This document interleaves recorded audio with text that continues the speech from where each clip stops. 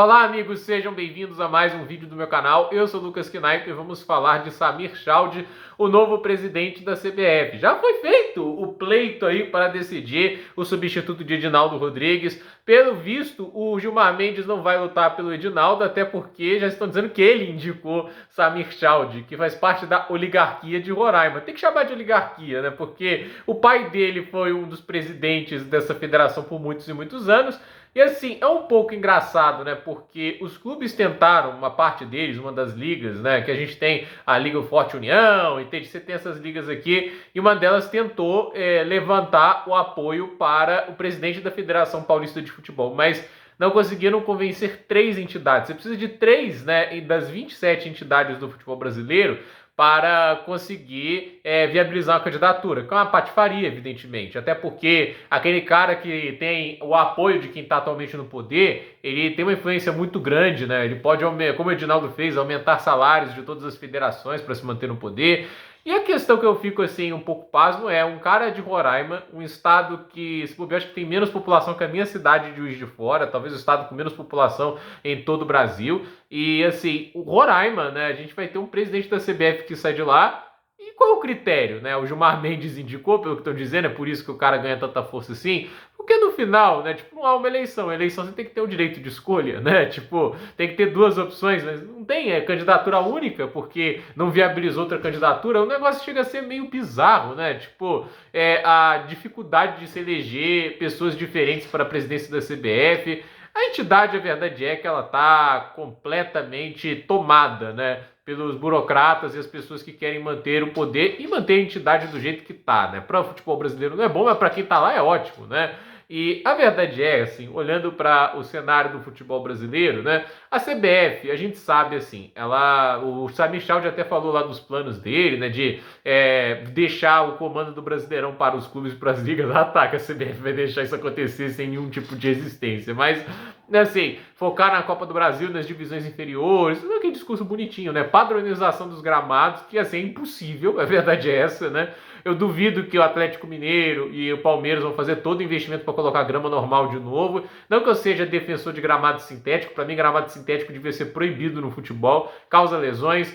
Por mais que seja mais fácil de manter, não é a superfície que deve se praticar esses esportes, né? O futebol americano, a gente está vendo quantidade de atletas que já teve lesões ligamentares por causa de gramado sintético, não presta, não é o que você deveria usar. Para um hobby, o Futebol Society, parabéns, né? Mas para futebol é um negócio patético. E assim, padronização de gramados também tem a ver com muitas das dimensões, né? Uma das coisas curiosas da Copa do Mundo de 2026, muitos dos jogos vão ser feitos em estádios de futebol americano. Por mais que o estádio de futebol americano seja grande, né? Você tem lá os 80 mil pessoas, 90 mil, vale lembrar que as dimensões dos gramados de futebol americano, em comprimento é parecido, mas assim, a largura dele é muito menor, então tem campos de futebol americano que não há espaço lateral igual o futebol convencional. E a gente teve isso na Copa América acontecendo e recebendo muitas críticas. Aqui no Brasil, isso tende a ser um problema muito menor, mas existem estádios que têm gramados maiores, existem estádios que têm gramados menores,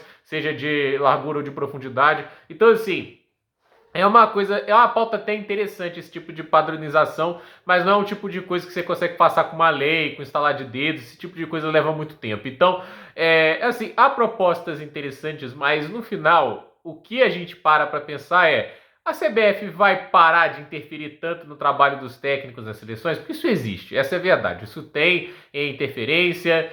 A CBF vai respeitar quem critica em rede nacional o trabalho que é feito por lá? A CBF vai continuar deixando gente que deveria estar em outras funções, como é o caso de Gilmar Mendes, ele é ministro do Supremo Tribunal Federal, continuar investindo na entidade desse jeito? Porque isso é uma patifaria. Um cara do judiciário que teoricamente deveria estar focado apenas em ser o protetor da Constituição, porque essa é a função competente ao ministro do STF, né? A gente vai ter interferência jurídica dentro da entidade, esse cara vai poder indicar pessoas lá dentro, entende? É isso que a gente tem que parar para pensar, né? Enquanto isso não funcionar verdadeiramente como uma entidade de futebol e isso continuar sendo basicamente o brinquedinho de muita gente poderosa para ganhar muito dinheiro e para ganhar muito poder e influência, não tem como eu pensar em mudanças muito significativas, entende?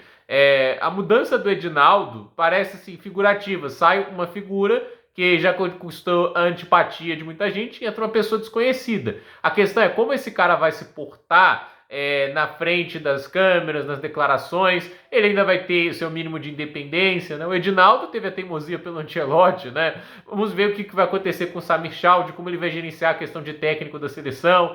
Isso tudo vai entrar dentro da equação, porque não é simples, né? A gente está falando aqui de algo que interfere muito na vida do futebol brasileiro, né? A gente está falando, assim, de uma entidade que define calendário, de uma entidade que ainda tem muito controle sobre estaduais, esse tipo de coisa. Eu acho, assim, uma das coisas que seria maior benefício para o futebol brasileiro em si, talvez seja o fim dos estaduais, né? Porque eles ocupam uma grade de calendário gigantesca, e aí o que acontece? O calendário fica todo apertado para Libertadores, Copa do Brasil e Brasileirão, deixa os atletas exaustos, deixa com que o nível tático caia, que todos os técnicos fiquem forçando muito mais pro lado físico, acaba criando muito mais lesões do que o necessário. Então, assim, a gente sabe que existem coisas que são tomadas de decisões difíceis e duras, mas que cedo ou tarde vão ter que ser tomadas. Os estaduais estão menores, mas ainda não é o bastante. Então, vamos ver o que vai acontecer. A CBF troca de presidente, mas a gente não sabe até que ponto isso muda. Uma eleição extremamente figurativa, de candidato único, para um cara que comandava o futebol de Roraima. Assim, com todo respeito aos cidadãos de Roraima que me assistem, que eu acredito que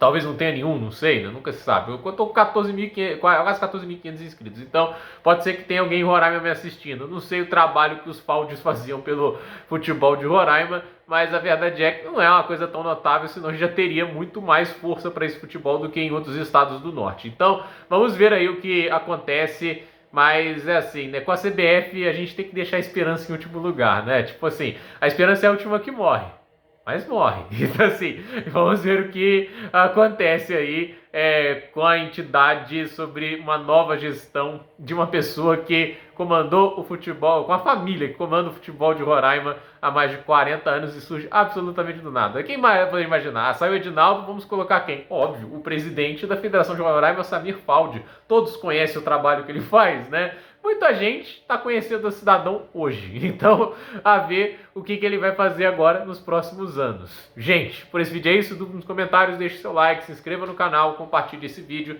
e até o próximo vídeo.